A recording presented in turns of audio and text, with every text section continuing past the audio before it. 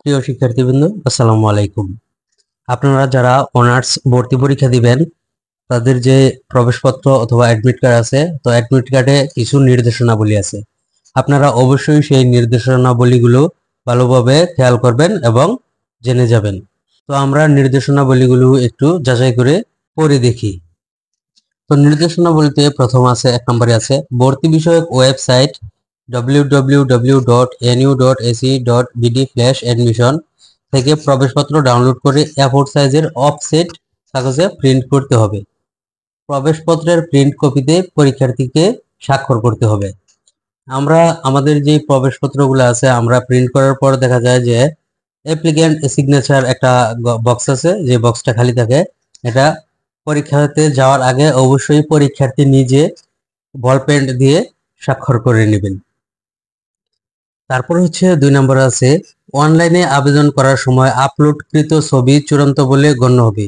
উক্ত ছবিতে কোনো প্রকার ট্যাম্পারিং করা হলে ওই পরীক্ষার্থীকে ভর্তি পরীক্ষায় অংশগ্রহণ করতে দেওয়া হবে না।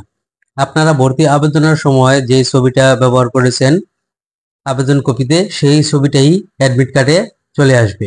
আপনারা যদি বলেন যে আমার ছবিটা, অনেকে বলতে পারেন যে আমার ছবিটা পছন্দ হয় নাই, ছবিটা একটু চেঞ্জ করি বা একটু এডিট করি, তাহলে সমস্যা। পরীক্ষার কেন্দ্রে যদি ধরা পড়েন তাহলে আপনাকে পরীক্ষা দিতে দেওয়া হবে না, পরীক্ষার হল থেকে বের করে দেওয়া হবে। তৃতীয় নম্বরে আছে পরীক্ষার্থীকে অবশ্যই পরীক্ষা শুরুর অন্তত 3 দিন আগেই প্রবেশপত্রে উল্লেখিত পরীক্ষা কেন্দ্রে সরাসরি গিয়ে বা সংশ্লিষ্ট কলেজে কেন্দ্রের ওয়েবসাইট থেকে আসন বিন্যাস জেনে নিতে হবে। আপনাদের পরীক্ষাটা মূলত একটি জেলা শহরে যেই বড় কলেজগুলো আছে মূলত ওইগুলাতেই পরীক্ষা হবে। তো একটা কলেজে অনেকগুলো বিল্ডিং থাকে এবং মোটামুটি একটা জেলার সকল স্টুডেন্ট মোটামুটি এই কলেজে পরীক্ষা দিবে বা দুইটা কলেজে পরীক্ষা দিবে, তো অনেক স্টুডেন্ট থাকে। তো আপনারা যদি পরীক্ষার দিন গিয়ে যে সিট খোঁজেন যে আমার সিটটা কোথায় পড়েছে, তাহলে কিন্তু সিট খুঁজে পেতে পেতে পরীক্ষার সময় চলে যাবে। এই জন্য খুব জোর দিয়ে বলা আছে যে পরীক্ষার 3 দিন আগে হয় ওই কলেজে গিয়ে অথবা আপনাদের পরীক্ষার যেই কেন্দ্রটা পড়ছে যে কলেজে, ওই কলেজের ভর্তি ওয়েবসাইটে আপনাদের আসন বিন্যাস, যেমন মনে করেন কোন বিল্ডিং এর কত তলায় কত নাম্বার রুমে আপনার সিট পড়ছে, সেগুলো ওয়েবসাইটে দেওয়া থাকবে, আপনারা সেখান থেকে দেখে নেবেন। অবশ্যই আমি কিভাবে আপনারা আসন বিন্যাস দেখবেন সেই বিষয়ে আরো একটি ভিডিও দিব, আপনারা অবশ্যই আমাদের চ্যানেলে অথবা পেজে চোখ রাখতে পারেন। চতুর্থ নম্বরে আছে পরীক্ষার্থীকে অবশ্যই কলেজ কেন্দ্র কর্তৃক নির্ধারিত কক্ষের নির্দিষ্ট আসনে পরীক্ষা দিতে হবে। আপনার যেখানে সিট পড়বে সেখানে বসেই পরীক্ষা দিতে হবে। আপনি যদি কলেজে গিয়ে বলেন যে আমাদের আশেপাশের এলাকার ছেলেপেলেদের বা স্টুডেন্টদের সিট একসাথে পড়ছে, আমরা সিটটা একটু এক্সচেঞ্জ করি, তাহলে কিন্তু আপনাদেরকে এক্সপেল করে দেওয়া হবে, পরীক্ষার হল থেকে বের করে দেওয়া হবে। 5 নম্বরে পরীক্ষা আরম্ভ হওয়ার ন্যূনতম 1 ঘন্টা পূর্বে পরীক্ষার্থীকে পরীক্ষা কেন্দ্রে উপস্থিত হতে হবে। পরীক্ষা আরম্ভ হওয়ার পরে কোনো পরীক্ষার্থীকে পরীক্ষা কক্ষে প্রবেশ করতে দেওয়া হবে না। এই বিষয়টা যে কোনো পরীক্ষার ক্ষেত্রে আপনার জীবনে অবশ্যই পরীক্ষা শুরুর 1 ঘন্টা আগে আপনারা পরীক্ষার কেন্দ্রে চলে যাবেন, কারণ রাস্তাঘাটেও বিপদ হতে পারে, যে কোনো সমস্যা হতে পারে, এই জন্য যত সম্ভব আগে চলে যাবেন। আর তাছাড়া যদি আপনারা একটু লেট করে ফেলেন তাহলে আপনাদেরকে পরীক্ষার হলে ঢুকতে দেওয়া হবে না। 6 নাম্বার প্রবেশপত্র, অ্যাটেন্ডেন্স শিট ও ওএমআর শিটে পরীক্ষার্থীর অভিন্ন স্বাক্ষর থাকতে হবে।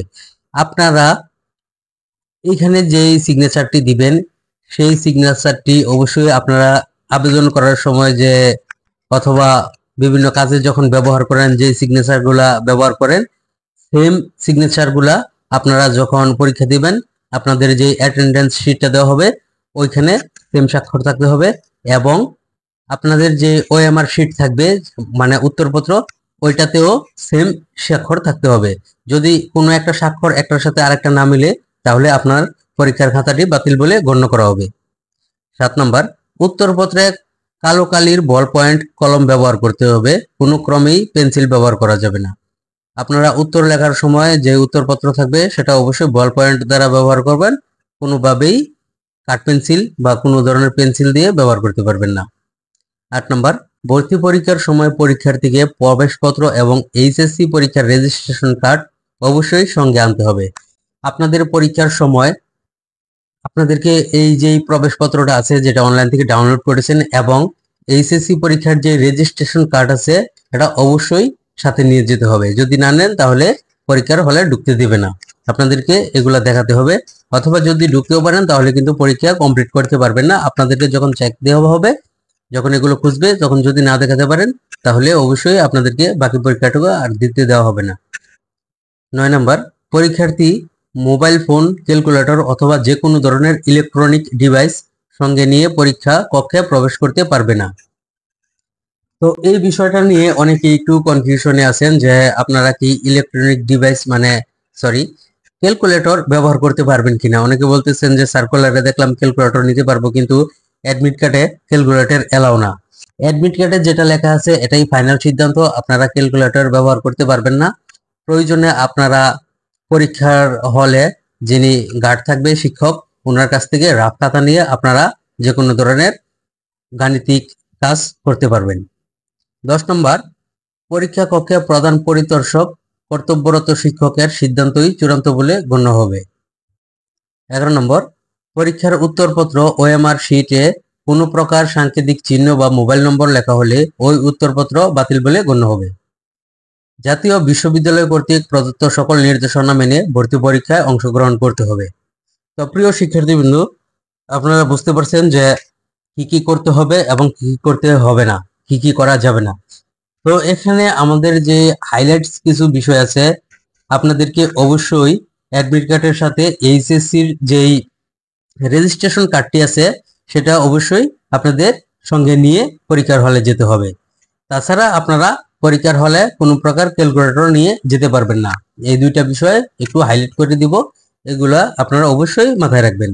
শিক্ষা সংক্রান্ত যে কোনো তথ্য জানতে অবশ্যই আমাদের চ্যানেলটিকে সাবস্ক্রাইব করে পাশে থাকুন এবং পেজটি ফলো দিয়ে আমাদের পেজে চোখ রাখুন। আমাদের শিক্ষা সংক্রান্ত নিয়মিত ভিডিও আপলোড করা হয়, এবং আপনাদের যদি কোনো ধরনের হেল্প অথবা সাহায্য লাগে শিক্ষা সংক্রান্ত, তাহলে অবশ্যই আমাদেরকে কমেন্ট করতে, নক করতে ভুলবেন না। তো আপনাদের জন্য রইল শুভকামনা। তো আজকের জন্য এই পর্যন্তই। আসসালামু আলাইকুম।